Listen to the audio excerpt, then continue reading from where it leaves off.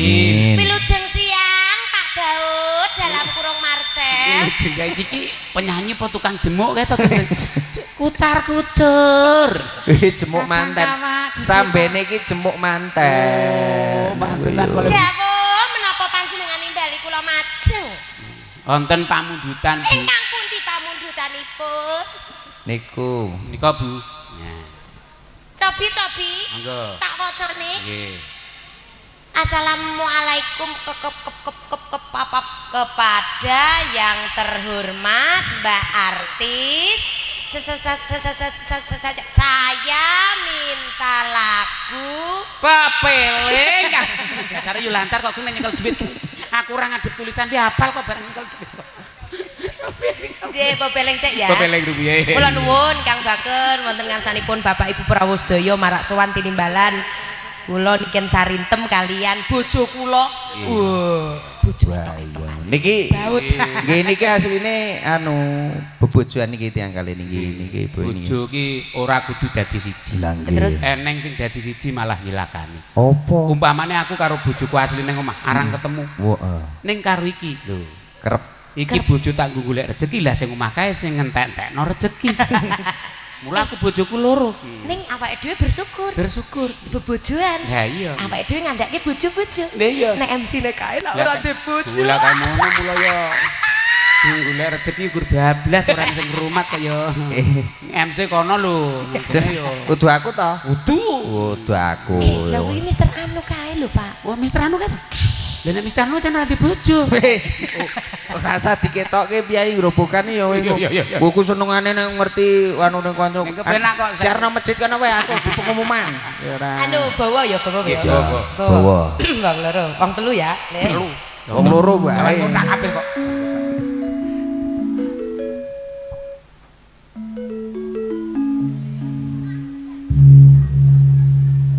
Arokon. Kowe iki ngopo? Lah aku ki tengah kan yo wis kok pinggir to, Gen. Nek pengen nomor loro yo tengah kaya. Kok sik. Rukun Islam. Sone apa tenan lagi to. Campur sarine dhewe, sone yo dhewe. Sing tenan lho.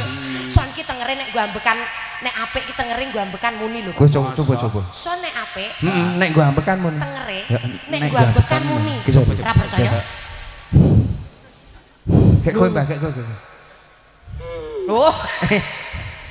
Wah, muni-muni tenang. Lah kuwi mengimu kumat. Ngerti omong bengi tak silih iki. Iya. Kang lima puniki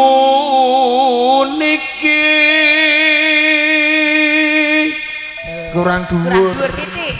Kang 50 niki. Kurang dhuwur, baleni. Kang. Lah iya ora lah aku yo ngepaske. Iki dipirsani karo piyai grobokan iki kudu Kang apa? Rahno jilbaban. Garwane Mbak Triana. Ya. Lho kan nek bowo. Ngopo? Dadi gumunan wingi. Wes, Ngapunten ingkang wonten mriku kan pun ketelasan karcis dados boten saged nyebut cekap mirsani saking Jaban Beteng iki. Ae sing rewang. Oh, tak kira ki mergo ora entuk karcis. Baleni. Kang 50 tim jurine Kang Rano. Karo. Kang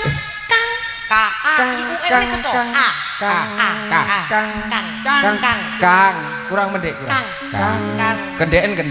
Kang. Kendeken kurang dhuwur. Kang. Keduwuren. Kang. Sedengan. Kang lima. Heh. Ayo. Kang lima. Aja guyu. Kang 50 niki.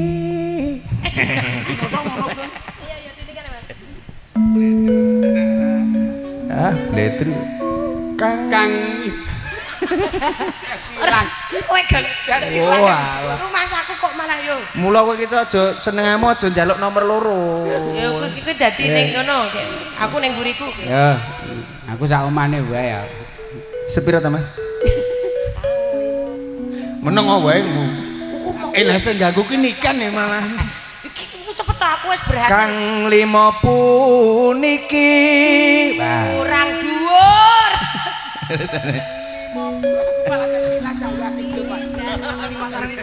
Coba kowe Kang lima puniki. Ukut malah dadi. Coba kowe Kak.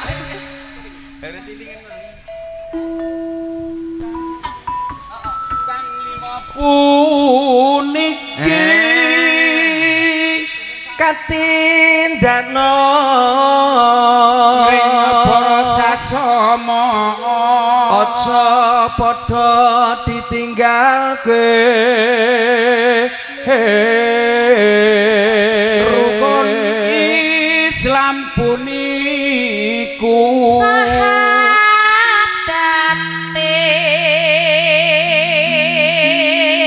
Hop, iki kudu dicethakno. Sahadate iki salah. Sing bener sahadatain. Wajib syahadat ki nang loro.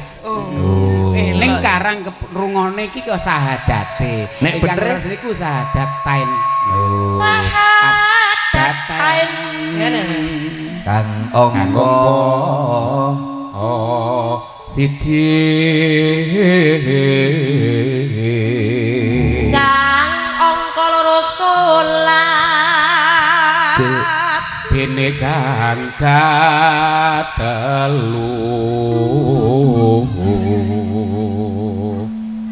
Ramadan nindak nopo ora ganggu wong nyambut gawe Papat zakat ping 5 ngibadah haji barengan swara 1 2 3 bedane kepiye sing dhuwur sedengan endek ya rukun Islam sampurna aku ndek ya ndek yuk siji loro telu rukun Islam sampurna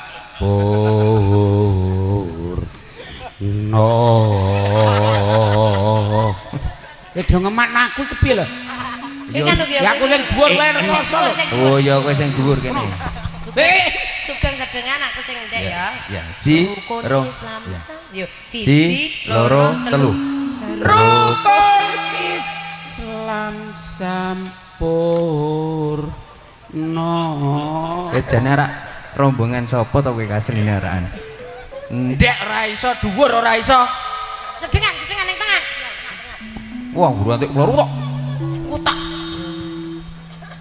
sedengan ya sedengan dan rendah siji loro telu rukun Islam sampurna linggo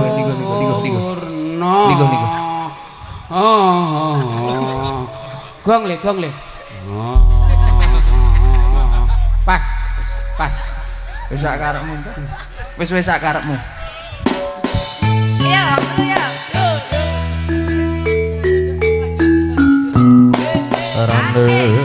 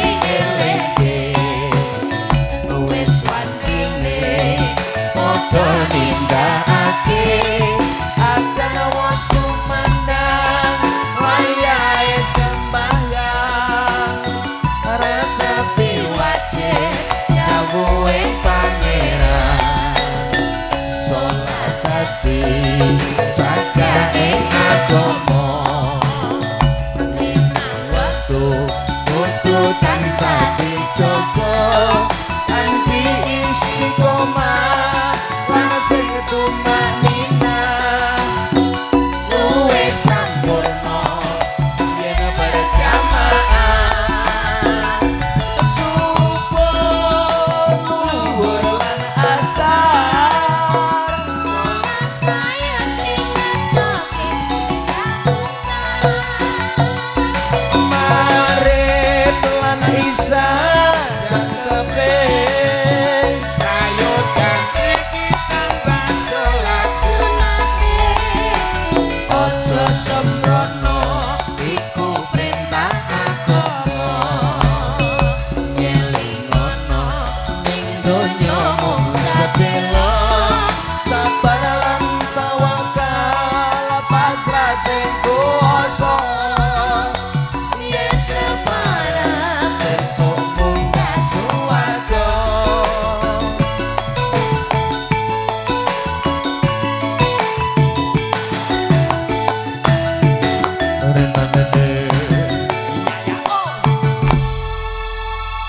nyentikani dawuh sampun pamundutan kawula aturaken mugi keluarga yang katampi saking kandroning Grobogan. Grobogan Jawa Tengah. Duh ya, Nggih. sembah nuwun keluarga sedaya ingkang kepareng rawuh ngesreni wiwan bojo kramen pun kersakaken mengku gating samangke kersa nenggani ngantos paripurnanipun bagian Nggih, Mas. lendining samangke pareng kersakaken jegar kondur nilareng desmo paiwan kula mangsa datan saged hama bengi lejar ingkang tinilar bingaring ingkang sami jengkar tebih saking panundung ndherekaken sugeng kunjur titi wanci warga umat Islam nindakaken kewajiban samangke kula sak kanca dipalila kasigek pakurmatan sepatus budaya agama menika saged mlampah sarengan bakdo zuhur bakdo salat Jumat mangke kula sak kanca sawan malih iripun ngregahaken swasana antaraken lagu ndherekaken laksitaning gati gatinipun titilaksana pun winisodanipun punang pinanganten sumenika suwun matur nuwun.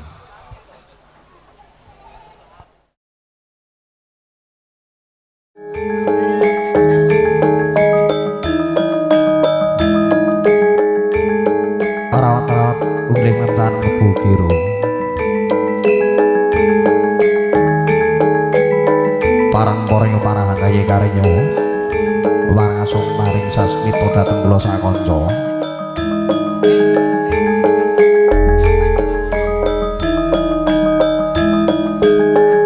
sasmita keputang pibagung pisan sutresna andheripun Bapak Rahmat Adi Sucipto sekan Ibu Supriyanti pamarang samanggih rawuh panji wonten papan mahargan nglarapaken ponang pinanganten Bagus Vidya Susilo keparang pun pinisuda alenggahaken jajar wonten kursi wirga bali winangun yen donga pamuji paran poreng parang ngestreni wahan kawula sumanggahaken Bapak Ibu Juramong Sugata nggihipun keparang ing samanggih berarti tesaken papan manenggahan sasamung awis kinarya nampi rawuhipun kadang pisan sutresna ingkang mijil saking lalatan Entak Bulu Polokarto Sukoharjo Jawa Tengah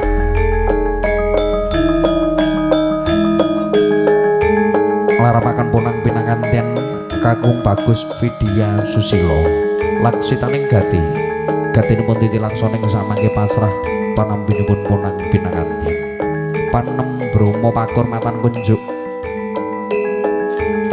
haring ngiringi rawuhipun barigong besan sutresna kanthi lancaran Ebu Girul Mantara Sabdo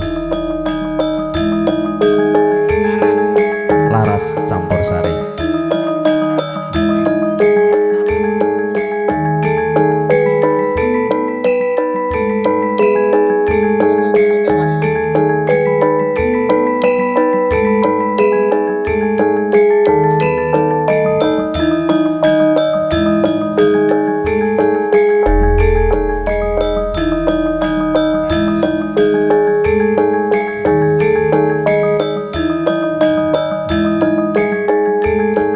Pambagya Harjo Yono kasugengan baliki kunjuk atur bare kumpisan sutresna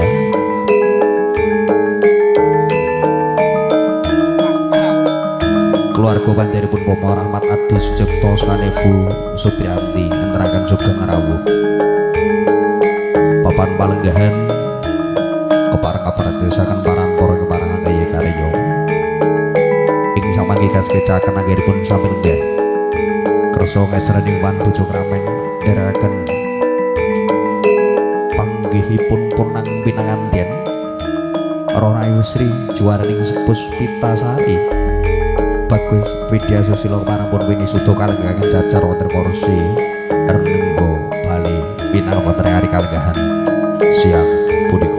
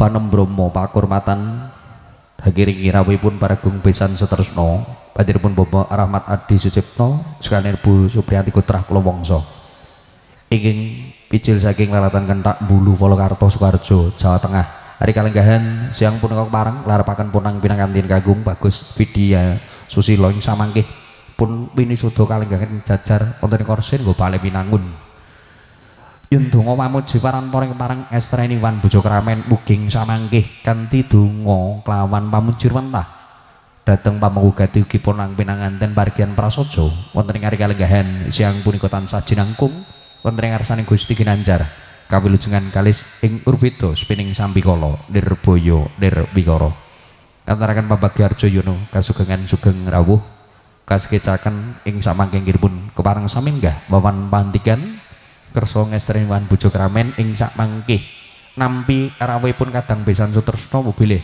papan palenggahan sopa sugatani samangkih keneng jumbuh kalian kalenggahan sami sedaya datan mengkeraken ras pakurmatan ning kapurba saking bawaning swasana lumantar kula sak kanca wonten campur sari ringkes sabda laras entertainment tinimbalan sowan ngabyantara ngaturaken lagun ing sakmangke nderekaken laksitaning gati gatinipun Titi Laksana wiwahan bojo kramen dawuhipun punang pinanganten